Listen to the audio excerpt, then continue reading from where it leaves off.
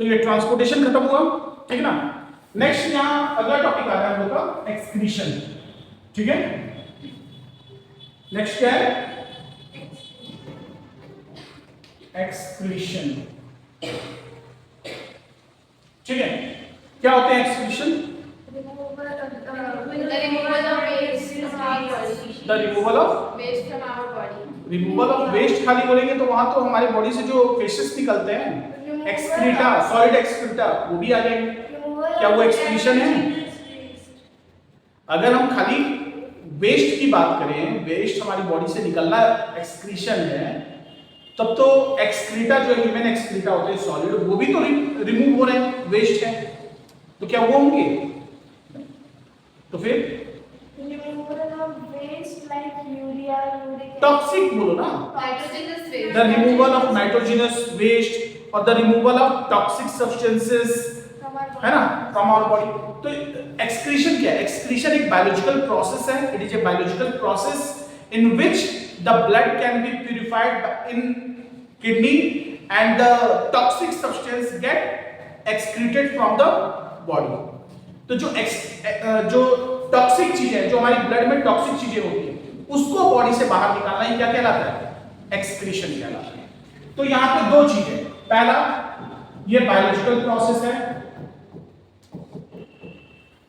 Biological process है।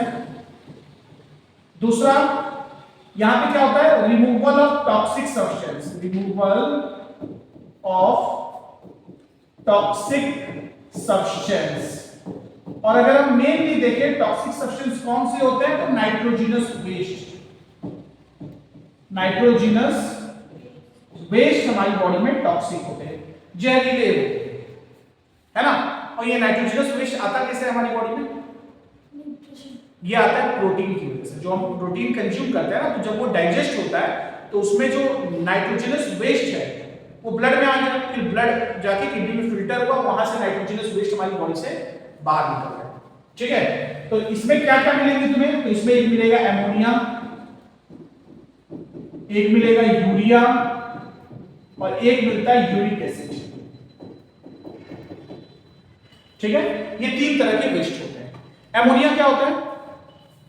देखो, कुछ ऑर्गेनिजम्स में एमोनिया एक्सक्रीट करता है, कुछ ऑर्गेनिज्म में एमोनिया एक्सक्रीट करता है, कुछ ऑर्गेनिज्म में बोलो यूरिया एक्सक्रीट करता है, कुछ ऑर्गेनिज्म यूरिक एसिड करता है।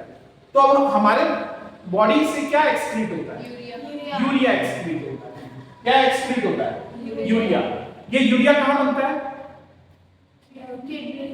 देखो, हमारी बॉडी में नॉर्मली क्या होता है पता है? हमारे ब्लड में प्रेजेंट होता है एमोनिया। ये बाद में आगे जाकर कहां जाता है? लीवर में।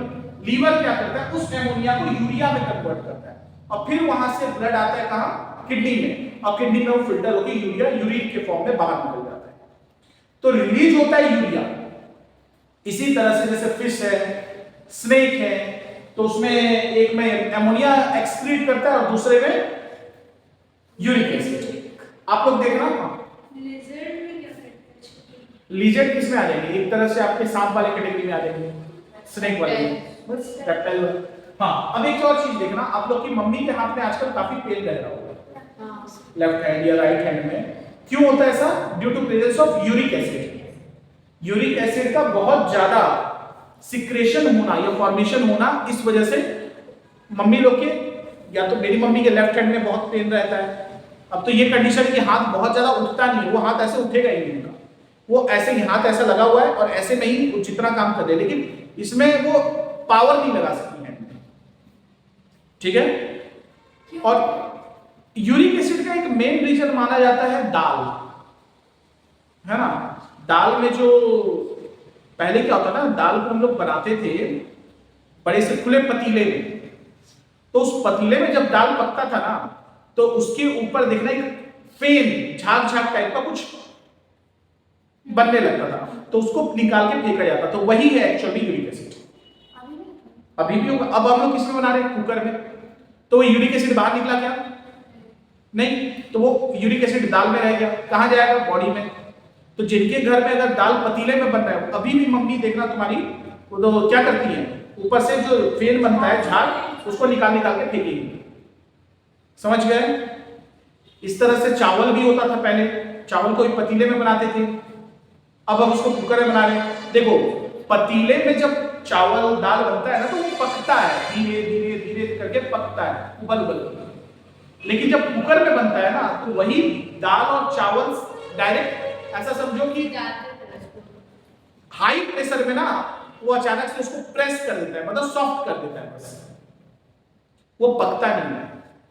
तुम खुद सोचो, जो चावल बनने में आपको लगभग 20-25 मिनट लगने चाहिए पतीले में, लगता है वो चावल 10 मिनट कैसे बन गया? क्योंकि वहां प्रेशर इतना हाई हो गया कि वो उसको सॉफ्ट कर दिया। पतीले में वो धीरे धीरे बॉयल कर करके पकता है। ठीक है, छोटो सा बात है, ये क्लियर है? हमारे बॉडी से ये सीक्रेट होते हैं एक्सक्रीशन। अच्छा, अगर एक्सक्रीशन की मैं बात करूं तो इससे रिलेटेड एक और टर्म आता है ऑस्मोरेगुलेशन। एक और टर्म क्या आता है? ऑस्मोरेगुलेशन। क्या होता है ऑस्मोरेगुलेशन? ये भी एक तरह का बायोलॉजिकल प्रोसेस है जो हमारी बॉडी में क्या करता है? Maintain the level of water and ions. हमारे बॉडी में वाटर और आयंस के लेवल को मेंटेन करता है कौन? ऑस्मोरेगुलेशन। उस प्रोसेस को बोलते हैं। लेकिन ये करने में हेल्प कौन करता है? किडनी करता है। हाँ, अच्छा एक बात बताओ, हमारे बॉडी में वाटर का एब्जॉर्प्शन कहां होता है? वाटर एब्जॉर्ब कहां होता है?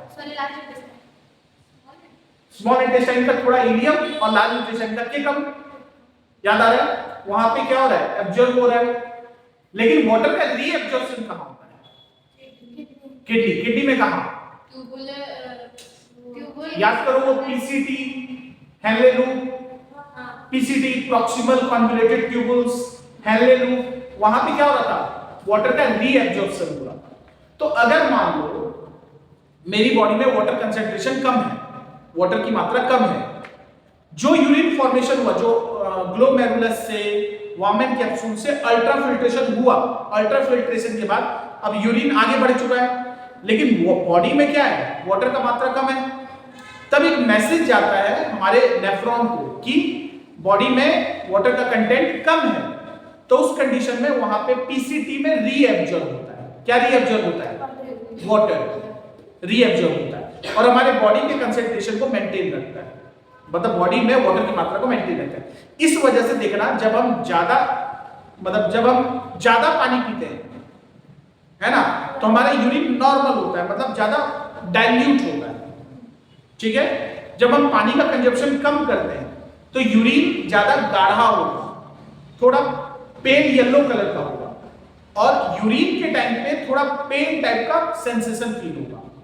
क्यों? वाटर का कंसंट्रेशन हमारी बॉडी में कम है, तो उसमें ना सॉल्यूट की मात्रा ज्यादा हो जाती है। पानी का मैं सॉल्वेंट, सॉल्यूट जैसे यूरिया हो गया, ग्लूकोज हो गए, मिनरल्स हो गए, सॉल्ट हो गया, उसकी मात्रा ज्यादा है।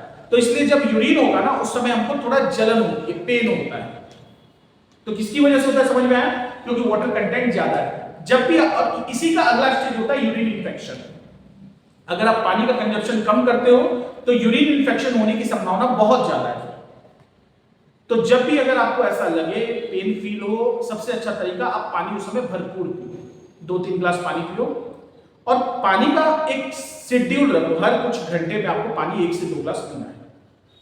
ठीक है?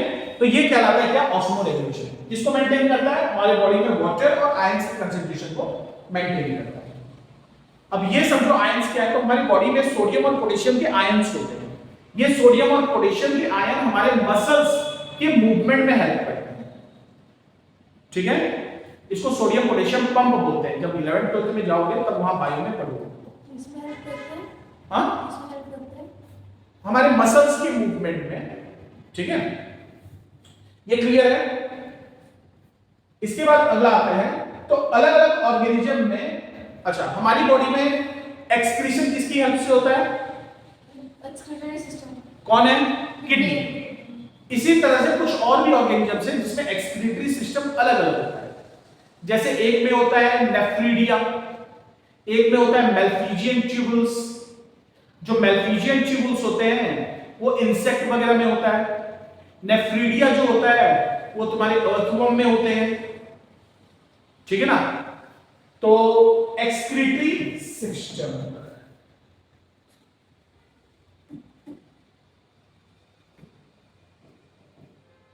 Excretory system. तो एक क्या होता है, किडनी।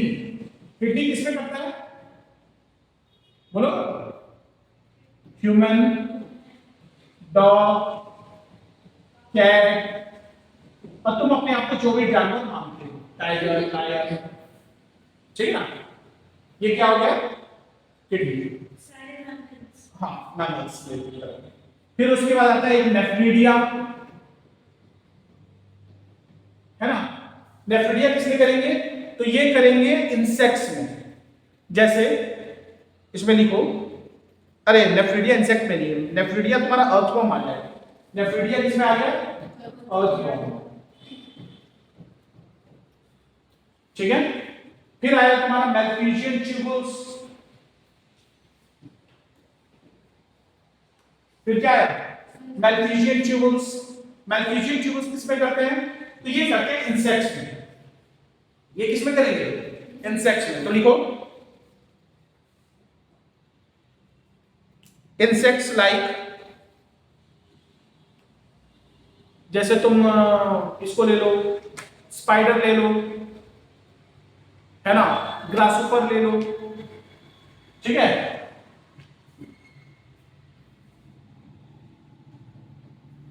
मेल्फिजियन ट्यूबुल्स, तो ये आते हैं इंसेक्ट्स,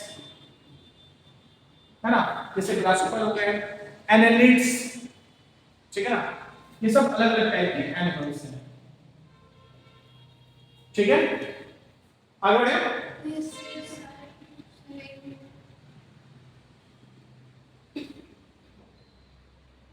ठीक है, कोई डाउट। नेक्स्ट आता है एक्सक्रीटरी सिस्टम इन ह्यूमन, ठीक है।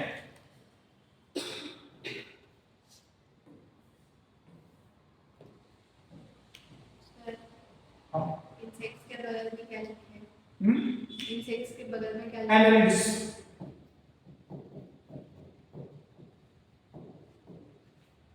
एक्सक्रीटरी सिस्टम इन ह्यूमन,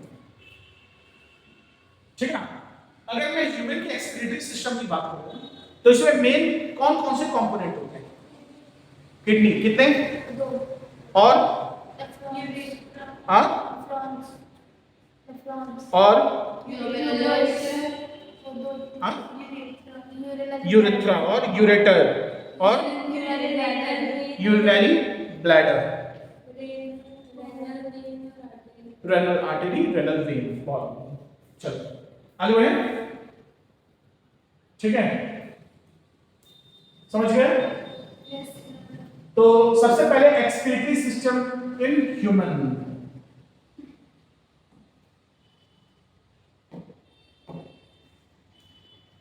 ठीक है। अब यहां देखो क्या क्या चीजें होती हैं।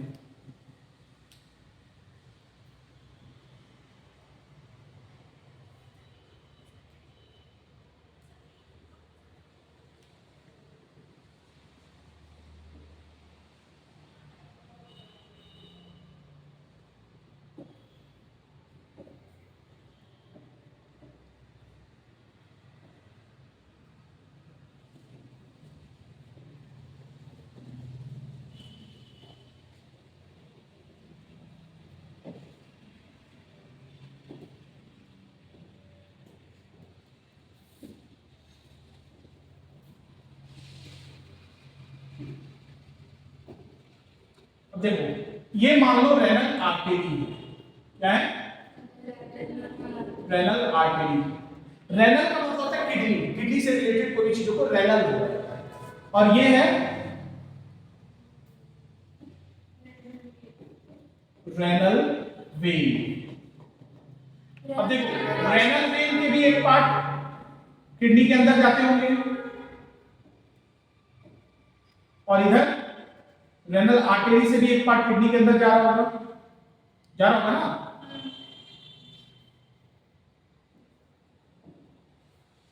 ठीक है, अब रेनल आर्टरी क्या करेगी, तो यहां से ब्लड आता है, यहां से क्या होता है, ब्लड आता है ऐसे, रेनल आर्टरी से ब्लड आ रहा है, यहां से आया ब्लड, कहां एंटर किया, किडनी के अंदर। ठीक है, और रेनल वेन के थ्रू ब्लड एग्जिट कर रहा है, जो फिल्टर्ड ब्लड है वो क्या कर रहा है, एग्जिट कर रहा है।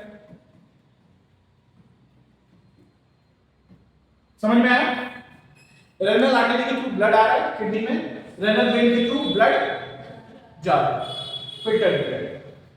ठीक है, अब ये रेनल आर्टरी किससे अटैच होते हैं, हमारे आर्टरी किससे अटैच होता है, हार्ट से। तो हार्ट ब्लड पंप कर रहा है और वो किडनी के अंदर एंटर कर लेता है, वहां फिल्टर हुआ, फिल्टर होने के बाद जो फिल्टर्ड ब्लड है वो वेन के थ्रू फिर कहां चले गए, वापस ब्लड में, हार्ट में। बॉडी पार्ट में कैसे जाएगा, बॉडी पार्ट का ब्लड भेजने के लिए प्रेशर चाहिए ना, उसके लिए वो वापस कहां जाता है, हार्ट, फिर हार्ट उसको ब्लड को पंप करेगा तो पूरी बॉडी में सप्लाई होगा। समझ में आया। अच्छा, ये दोनों किडनी है, ये जो पार्ट जहां पे वो थोड़ा अंदर दबा हुआ है उस पार्ट को बोलते हैं हाइलम। क्या बोलते हैं, हाइलम।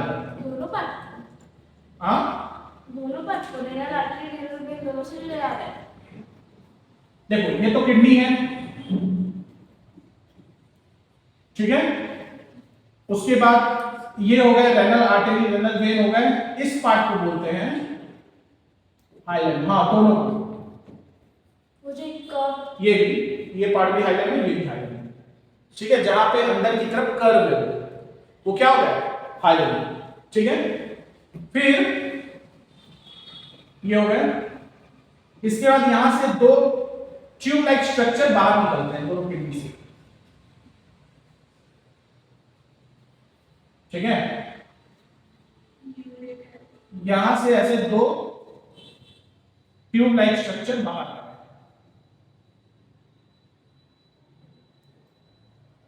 यहां से भी।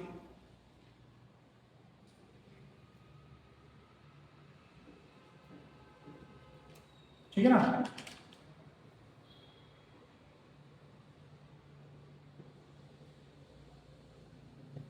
ठीक है, तो इस पार्ट को बोलते हैं, क्या बोलेंगे, इसको बोलते हैं यूरेटर, इसको बोलते हैं यूरिनरी ब्लैडर।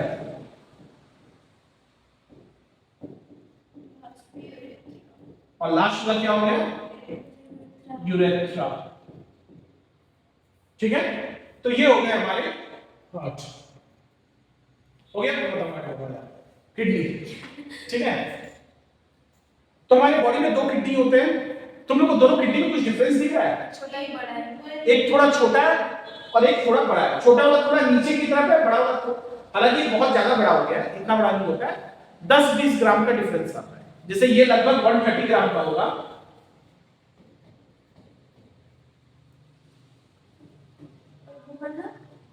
बता रहा हूं, ये लगभग 150 ग्राम होता है। ऐसा क्यों होता है, ये थोड़ा नीचे की तरफ है, ये थोड़ा ऊपर की तरफ है, अब बड़ा भी है ये, वो छोटा है। उससे ब्लड जा रहा है ना, वो तो बहुत मात्रा में ज्यादा ब्लड जा रहा है, ये कम ब्लड जा रहा है, लीवर की वजह से। राइट साइड में हमारे लीवर होते हैं, तो लीवर हमारे बॉडी का सबसे बड़ा ऑर्गन है, तो इसके नीचे होता है हमारा किडनी। तो किडनी क्या होता है, ये लीवर है, ये किडनी है, तो ये बड़ा ऑर्गन होने की वजह से यहाँ राइट साइड की जो किडनी होती है थोड़ी छोटी होती है और हल्की होती है, थोड़ी मतलब लगभग बोला ना 10-20 ग्राम का डिफरेंस होता है। और लेफ्ट साइड का जो किडनी होता है, यहाँ पे क्या है हमारा स्टोमक, उसके नीचे क्या है किडनी, तो किडनी इसीलिए थोड़ा ऊपर की तरफ रहता है और थोड़ा बड़ा रहता है, और राइट साइड का थोड़ा छोटा रहता है। ठीक है, अच्छा इसका अगर मैं डायमेंशन की बात करूं तो 12 सेंटीमीटर लॉन्ग, लगभग 9 सेंटीमीटर, नहीं 9 नहीं 6 है, 6 सेंटीमीटर है ना, 6 centimetre, 12 centimetre long, 6 centimetre thick. ठीक है ना, 6 सेंटीमीटर ठीक, हाँ दो। ये 12 सेंटीमीटर लॉन्ग होते हैं और 6 सेंटीमीटर थिक होते हैं, ठीक है। और इसका कलर ब्राउनिश ये रेड कलर का होता है, ब्राउनिश रेड, मतलब तुम्हें थोड़ा ब्राउन जैसा दिखेगा लेकिन रेड होते हैं, ठीक है। जो खाए हो तो देखे भी होगी इप्सिता, अरे खाई है ना, नहीं खाई है तो मटन नहीं खाई है, बकरा वकरा नहीं खाई है, चल नहीं खाते। चल नहीं खाई है कि नहीं कभी नहीं, चलो ये क्लियर है। अब एक चीज देखो, यहाँ क्या हो रहा है, रेनल आर्टरी के थ्रू ब्लड एंटर किया किडनी में, ब्लड प्यूरिफाई हुआ, है ना, जो इंप्योरिटी बची, मतलब जो यहाँ पे यूरिन फॉर्मेशन हुआ, वो यूरिन यूरेटर के थ्रू कहाँ आ रहा है, यूरिनरी ब्लैडर में, यहाँ डिपॉजिट हो रहा है। फिर ये कंटिन्यूअस प्रोसेस है, धीरे धीरे चलते रहता है, बूंद फॉर्मेशन होते रहता है। जब ये एक फिक्स्ड लेवल तक फॉर्म हो जाता है उसके बाद हमें सेंसेशन फील होता है यूरिनेशन का, उसके बाद ये यूरेथ्रा के थ्रू हमारे किडनी से या बॉडी से बाहर रिलीज हो जाते हैं, ठीक है। यूरिनरी ब्लैडर, तो यूरिनरी ब्लैडर क्या होता है, यहाँ पे स्टोर होते हैं यूरिन, और यूरेथ्रा क्या है, बॉडी से यूरिन बाहर निकलता है, ठीक है। तो ये हो गया हमारा किडनी। कोई डाउट, क्लियर है? हाँ बस इतना ही है, ठीक है। नेक्स्ट आता है तुम्हारा जो एग्जाम के सबसे इंपॉर्टेंट है, वो है गवर्नमेंट नेफ्रॉन। तो किडनी जो होता है, किडनी तो एक्सक्रीटरी सिस्टम है, लेकिन अगर तुम्हें पूछता है कि एक्सक्रीटरी यूनिट क्या है, मतलब जो यूरिन बनाता है वो कौन है, तो वो है नेफ्रॉन। अच्छा, नेफ्रॉन और न्यूरॉन को कंफ्यूज मत करना, न्यूरॉन ब्रेन और या फिर हमारे कंट्रोल कोऑर्डिनेशन सिस्टम का हिस्सा होता है, ठीक है, जबकि नेफ्रॉन हमारे किडनी का एक्सक्रीटरी सिस्टम का पार्ट है, ठीक है। तो नेफ्रॉन क्या है, structural and functional unit of excretion. Kidney में जो भी एक्सक्रीशन हो रहा है, यूरिन फॉर्मेशन हो रहा है, ये किसकी वजह से हो रहा है, नेफ्रॉन की वजह से हो रहा है, ठीक है। तो नेफ्रॉन क्या इसका स्ट्रक्चरल एंड फंक्शनल यूनिट है। एक किडनी में लगभग ऑन एन एवरेज समझ लो 1 मिलियन यानी 10 लाख नेफ्रॉन होते हैं। एक किडनी में कितने हैं, लगभग 10 लाख नेफ्रॉन होते हैं, है ना। कितने नेफ्रॉन होंगे, 10 लाख, ठीक है। शुरू करें।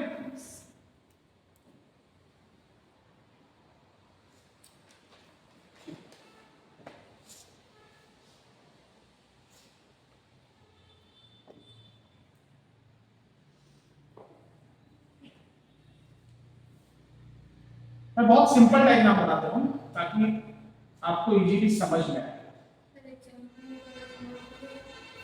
एग्जाम में यही बना देना डायरेक्ट, बिल्कुल मार्क मिलेगा। इससे गंदा गंदा डायग्राम बना के लोग मार्क ले जाते हैं, है ना। ये तो फिर भी साफ सुथरा एक डायग्राम है। सर आप अपना एग्जाम तो दे रहे हैं, हाँ क्या मुझे इससे भी गंदा लगेगा पता। चल आगे बढ़े। तो ये हो गया। अच्छा तो याद करो, मैं अभी क्या बोल रहा था, क्या आ रहा था, रेनल आर्टरी आ रहा था। तो ये क्या है, रेनल आर्टरी, यार आ रहा है।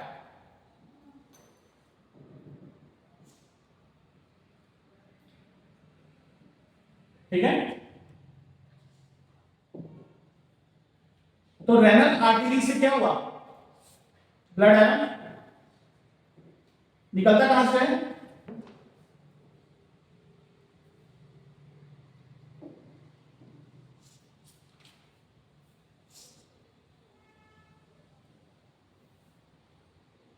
अब देखो ये है रेनल वेन व्हाइट कलर में, ठीक है।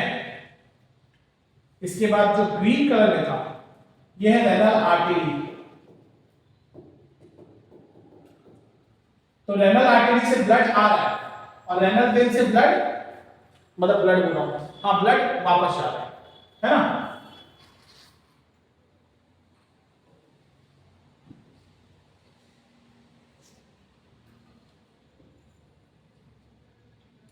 इस तरह से होता है, ठीक है।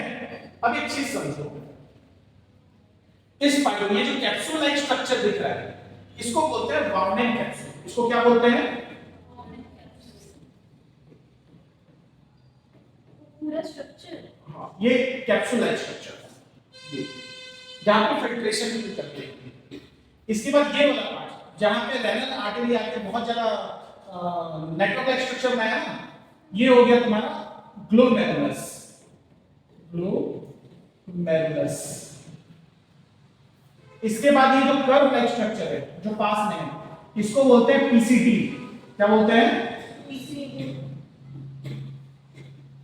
ये वाला, ये क्या हो गया? पीसीटी। पीसीटी मतलब होता है proximal convoluted tubules. Proximal convoluted tubules, ये होता है, ये जो कर्व दिख रहा है ये होता है Henle loop. Henle's loop, renal artery वाला। हाँ, ये वाला नेफ्रॉन का ये वाला पार्ट, ये कर्व वाला, ये वाला, ठीक है। और ये है डीसीटी, डिस्टेंट कन्वोल्यूटेड ट्यूबुल्स, ठीक है। Distant convoluted tubules. कोई डाउट? ये होते हैं, कोई बताओगे? रीअब्जॉर्प्शन ट्यूबुल्स बोलते हैं। नहीं नहीं नहीं, वो तो पीसीटी रीअब्जॉर्प्शन ट्यूबुल्स होते हैं।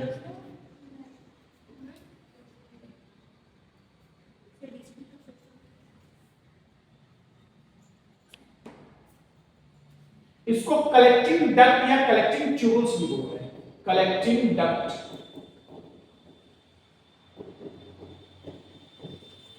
ठीक है। ये इतने पार्ट आपको याद रखने हैं पहले। ये हुआ नेफ्रॉन। अब distant convoluted tubules, distant DISTANT convoluted tubules. अब ये देखो, यहां पे ध्यान से समझना। सबसे पहले ब्लड कहां से आया? रेनल आर्टरी से आया। रेनल आर्टरी से आया। रेनल आर्टरी से, रेनल आर्टरी आगे जाकर एक नेटवर्क लाइक स्ट्रक्चर फॉर्म करते हैं जिसको हम बोलते हैं ग्लोमेरुलस। तो ग्लोमेरुलस से ब्लड किस पे आता है? वाउमेन कैप्सूल, ठीक है। तो वाउमेन कैप्सूल पे वो ब्लड आया, गिरा।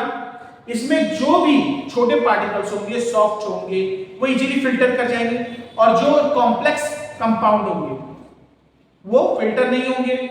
तो कौन कौन से सिंपल कंपाउंड है? जैसे तुम्हारे सॉल्ट है ना, जैसे हमारा ग्लूकोज, जैसे हमारा यूरिया, वाटर, मिनरल्स, ये सब इजीली फिल्टर हो जाता है। फिल्टर होके कहां जाएंगे वो? तो ये एंटर कर देंगे इसके अंदर, पीसीटी के अंदर। बचा हुआ जो कंपाउंड है, मतलब अगर जो एक्सेस वाटर है, साथ में जो ब्लड है, साथ में जो प्रोटीन है, फैट है ना, विटामिन है, ये तो कॉम्प्लेक्स कंपाउंड हो गए। तो ये फिल्टर नहीं है, ये वापस से रेनल वेन के थ्रू हमारी बॉडी में चल जाता है, ठीक है।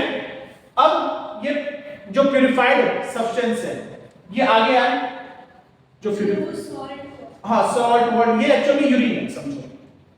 तो यहां आगे आया, तो पीसीटी में क्या होते हैं? रेनल वेन के कुछ नेटवर्क यहां भी अटैच्ड होते हैं जो क्या करते हैं?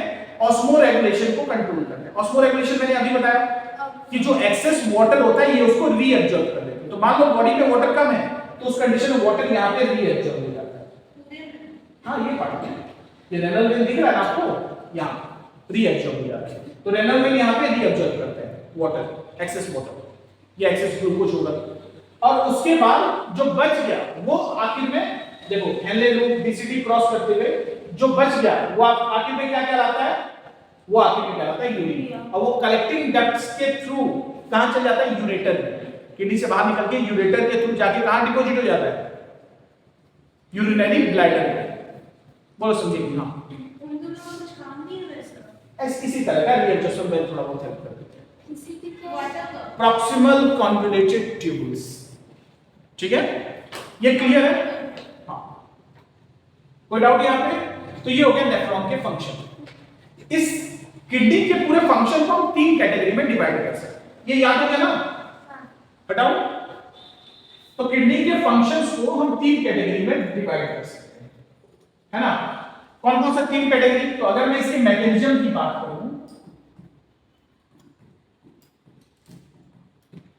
तो इसके मैकेनिज्म को मैं 3 पार्ट में डिवाइड कर सकता हूं। ठीक, पहला होता है अल्ट्रा फिल्ट्रेशन। Ultra filtration. दूसरा होता है सेलुलर रीएब्जॉर्प्शन, यानी रीएब्जॉर्प्शन कैल्कुलेशन, रीएब्जॉर्प्शन। और तीसरा होता है सेलुलर सिक्रेशन।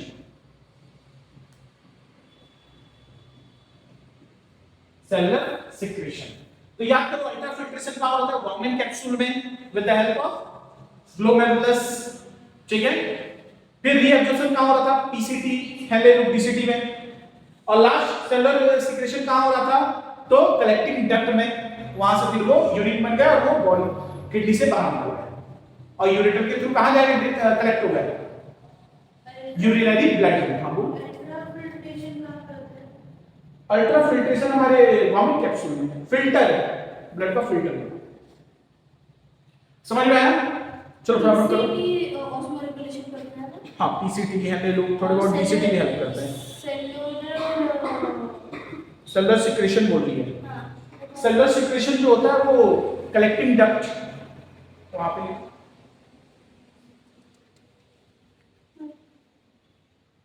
ठीक है। एक और चीज, हमारा जो यूरिन होता है ना, यूरिन में 95% वाटर होता है। 95% वाटर कंटेंट रहते हैं। रेस्ट 5% में यूरिया, ग्लूकोज, इसके बाद तुम्हारे मिनरल्स, सॉल्ट वगैरह ये सब रहते हैं। ठीक है।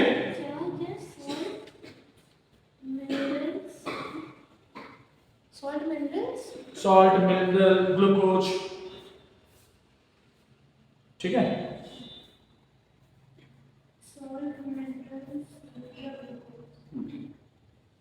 हो गया। Next,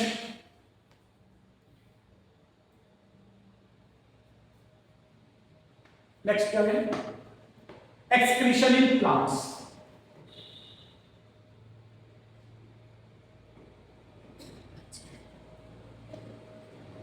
excretion in plants. बताओ, प्लांट्स में एक्सक्रीटरी ऑर्गन का नाम क्या है?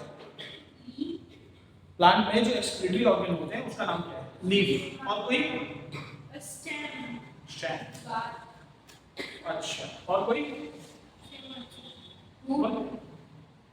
रूट। सब बोलते हैं कि करके। सब फ्लावर भी ले लो ना, कोई फ्रूट भी ले लो। सर वो रेजिन और जो गम भी करते हैं। तो प्रोडक्ट हुआ। मैं सब एक्सक्रीटरी ऑर्गन की बात कर रहा हूँ। Product excretory. हाँ, क्या बोलते हो? क्या? प्लांट में कोई एक्सक्रीटरी ऑर्गन नहीं होता है। अब आर्गुमेंट होता ही नहीं है। जैसे हमारी बॉडी में प्रॉपर्ली एक्सक्रीटरी ऑर्गन डेवलप्ड होते हैं, प्लांट में इस तरह के कोई भी एक्सक्रीटरी ऑर्गन नहीं होते। तो सर यहाँ जो एक्सक्रीशन होता होगा, जो भी वेस्ट बनते होंगे, उसका प्लांट क्या करता होगा? तो अगर प्लांट में हम एक्सक्रीशन की बात करें तो प्लांट में 3 तरह के एक्सक्रीशन होते हैं। पहला गैसियस एक्सक्रीशन। गैसियस एक्सक्रीशन में हम किसे देखेंगे? ऑक्सीजन और कार्बन डाइऑक्साइड। डे टाइम में ऑक्सीजन, नाइट टाइम में कार्बन डाइऑक्साइड। किसके थ्रू निकलता है? स्टोमेटा। ठीक है। इसके बाद अगर हम लिक्विड एक्सक्रीशन की बात करें तो प्लांट में कोई भी लिक्विड एक्सक्रीशन होता ही नहीं है। प्लांट जो भी लिक्विड एक्सक्रीटरी सब्सटेंस है उसको वो अपने पास स्टोर कर लेता है और यूटिलाइज कर लेता है, यानी उससे गम बना लेगा, उसी को लेटेक्स बना लेगा। रबर जो है वो क्या है? रबर प्लांट का एक्सक्रीटरी सब्सटेंस है। रेजिन भी वही है, गम भी वही है, रबर भी वही है। समझ गए? और कई बार प्लांट में देखना, कहीं भी एक छोटा सा चीरा लग जाता है, कट लग जाता है, तो वहां से एक लिक्विड निकलती है। 2-4 घंटे बाद वो सूख के एक अजीब सा रेडिश कलर का कुछ स्ट्रक्चर बन जाता है। वो सब क्या है? वो सब एक्सक्रीटरी सब्सटेंस है। समझे? तो प्लांट में कोई भी एक्सक्रीटरी सब्सटेंस प्रॉपर्ली डेवलप्ड नहीं होती है ना।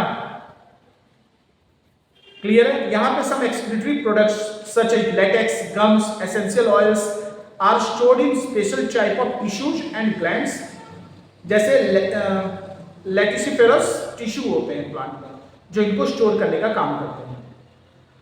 समझ में आया? Most of the toxic products are stored within the dead permanent tissue. Plant में जो डेड परमानेंट टिश्यू होते हैं उसमें ये स्टोर रहते हैं, सच एज जैसे हार्टवुड, और उसके बाद बता रहा है यहाँ पे non functional part of the xylem in the trunk and branches, फिर लीव्स होता है, लीव्स और bark which are remove periodically.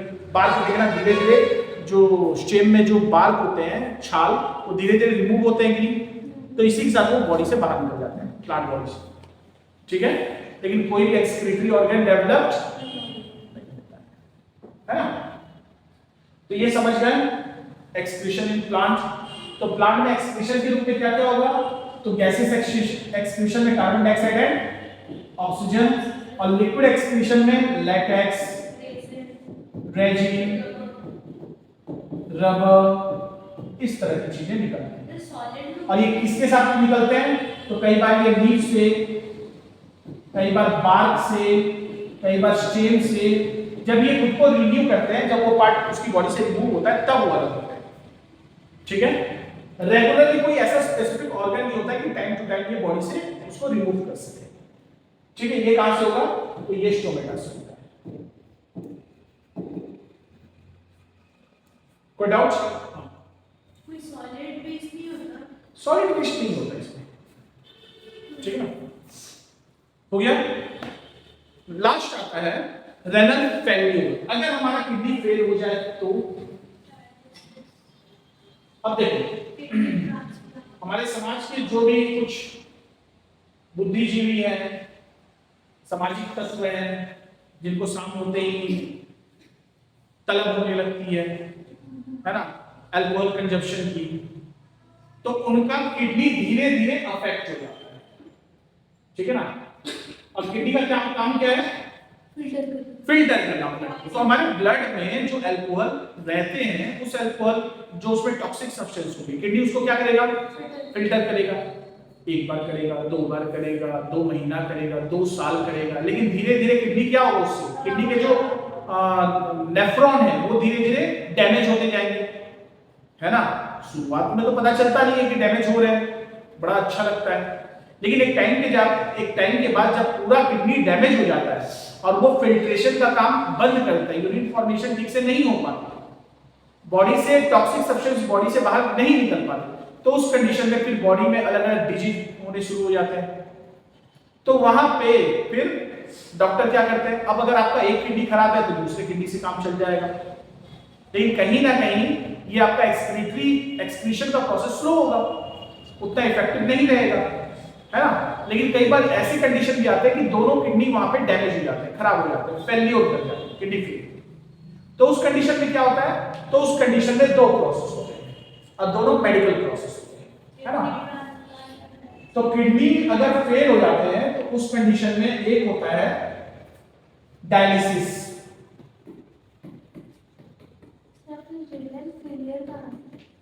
एक पार्ट क्या होता है? डायलिसिस। हाँ बोलो।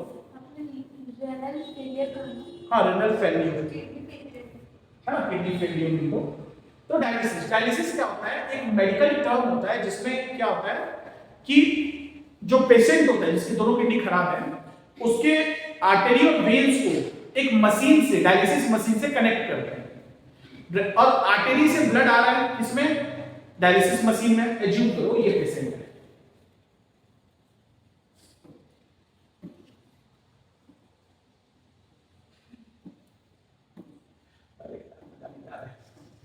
मल्टीपल पेशेंट होते हैं, ऐसा लगता है ज्यादा बीमारी हो गई है। हाँ, है ना। अब इसके हैंड में ध्यान से देखोगे तो 2 तरह के, एक तो आ रहा है ये रेनल आर्टरी और एक है renal vein. Renal artery blood लेकर आ रहा है और रेनल वेन ब्लड लेकर जा रहा है। अब ये मान लो डायलिसिस मशीन है, ठीक है। इस डायलिसिस मशीन को रेनल आर्टरी से हम कनेक्ट कर देंगे, है ना।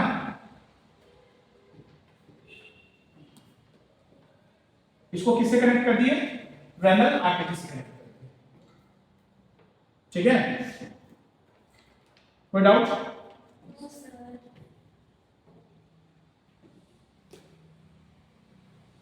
और इसमें जो प्यूरिफाइड ब्लड होगा, है ना, वो बाहर निकल के रेनल वेन के थ्रू हमारी बॉडी में वापस चला जाएगा, ठीक है। और यहाँ पे एक ट्यूब लाइक स्ट्रक्चर होता है जहां से बॉडी के जो भी इंप्योरिटीज होते हैं वो बाहर निकल जाते हैं। ये है डायलिसिस।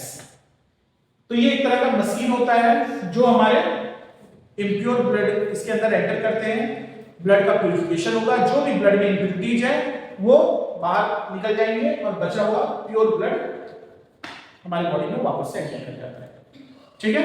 अब होता क्या है यहाँ पे, ध्यान से समझना। हमने तो कल ट्रांसपोर्टेशन चैप्टर में पढ़ा था कि अगर ब्लड एयर के कांटेक्ट में आता है तो ये तुरंत क्या कर देते हैं? क्लॉटिंग करने शुरू कर देते हैं। तो यहाँ भी तो क्लॉटिंग करनी चाहिए ना, क्योंकि बॉडी से बाहर आया, मतलब एयर के कांटेक्ट में तो आया है कहीं ना कहीं, तो क्या यहाँ पे क्लॉटिंग नहीं होगा? उसमें इंजेक्शन दिया जाता है। कौन सा इंजेक्शन? तो इस प्रोसेस के दौरान पेशेंट को पहले एक इंजेक्शन दिया जाता है और वो इंजेक्शन होता है हेपेरिन का।